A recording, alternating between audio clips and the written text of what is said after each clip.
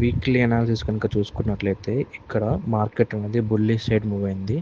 Weekly అనాలిసిస్లో పర్టికులర్గా ఇదే pattern అదే ప్యాటర్న్ అన్నట్టుగా ఏమీ ఫామ్ అవ్వలేదు మార్కెట్లో.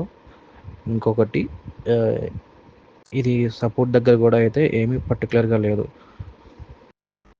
ఈ ట్రెండ్ లైన్ ఏదైతే ఉందో దాన్ని చాలా పాయింట్స్ కిందకి లో ఫాలో అయిపోయింది. నెక్స్ట్ టైం ఇది కనుక ఈ రెసిస్టెన్స్ క్రాస్ చేస్తే ఇంకా హైకి మూవ్ అయ్యే ఛాన్సెస్ ఎక్కువగా ఉన్నాయి ఈ వీక్లో. అదైనా మనం డైలీ అనాలిసిస్లోకి వస్తే కనుక ఇక్కడ కూడా ఏం పెద్దగా ప్యాటర్న్ ఏం ఫామ్ అవ్వలే.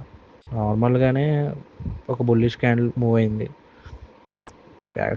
నాకు తెలిసినంత వరకు పర్టికులర్గా ఏం ప్యాటర్న్ ఫామ్ అవ్వాల్సిన అవసరం లేదు. ఎందుకంటే ఒక సపోర్ట్ దగ్గర రెసిస్టెన్స్ దగ్గర ఒక సర్టెన్ ప్యాటర్న్స్ ఫామ్ అయినాయి అంటే మిగతా లెవెల్స్లో ప్యాటర్న్ ఏం ఫామ్ అవ్వాల్సిన అవసరం లేదు. మార్కెట్ అప్ ట్రెండే ఫాలో అవ్వచ్చు. ఇంకా ఇది డే అనాలిసిస్.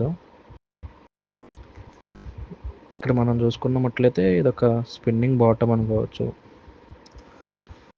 ఇంకా 4 అవర్స్ అనాలిసిస్లోకి వెళ్దాం. 4 అవర్స్ అనాలిసిస్లో కూడా ఇక్కడ ఏమీ పర్టికులర్గా ప్యాటర్న్ ఏం ఫామ్ అవ్వాల. 2 బుల్లిష్ క్యాండిల్స్ ఫామ్ అయినాయి. సేమ్ ఇక్కడ కూడా చూసుకోండి, సేమ్ అంతే బుల్లిష్ క్యాండిల్స్ ఫామ్ అయినాయి. Two candles. ఇంకా నెక్స్ట్ టైం మనం దాన్ని సపోర్ట్ కింద తీసుకోవచ్చు. అదైనా 15 మినిట్స్ అనాలిసిస్లో చూసుకున్నట్లయితే కనుక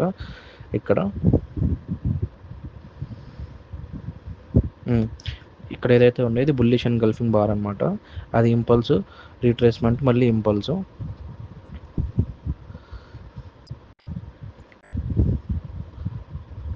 ఇన్కేస్ ఎవరైనా ట్రేడింగ్ చేసే వాళ్ళు ఉంటే ఎక్కడ తీసుకుంటారు అంటే, నా అనాలిసిస్ ప్రకారం ఈ బుల్లిష్ అండ్ గల్ఫింగ్ బార్ ఏదైతే ఉందో దీని తర్వాత ఈ క్యాండిల్లో కొంటారు. ఈ క్యాండిల్లో తీసుకున్న వాళ్ళు ఏంటి, హైకి వెళ్ళకుండా మళ్ళీ షాడో అంతే డౌన్ కింద ఫాలో అయిన లాంగ్ షాడో ఉంది కాబట్టి చాలామంది అక్కడే సేల్ చేసేసుకోవచ్చు. ఇంకా ఎవరైతే హోల్డ్ చేసుకొని ఉంటారో వాళ్ళకి అంత ప్రాఫిట్స్ వచ్చి ఉండకపోవచ్చు. ఎందుకంటే మార్కెట్ అక్కడే సస్టైన్ అవుతూ ఉంది కాబట్టి హైకి వెళ్ళాలి, లోకి వెళ్ళలేదు.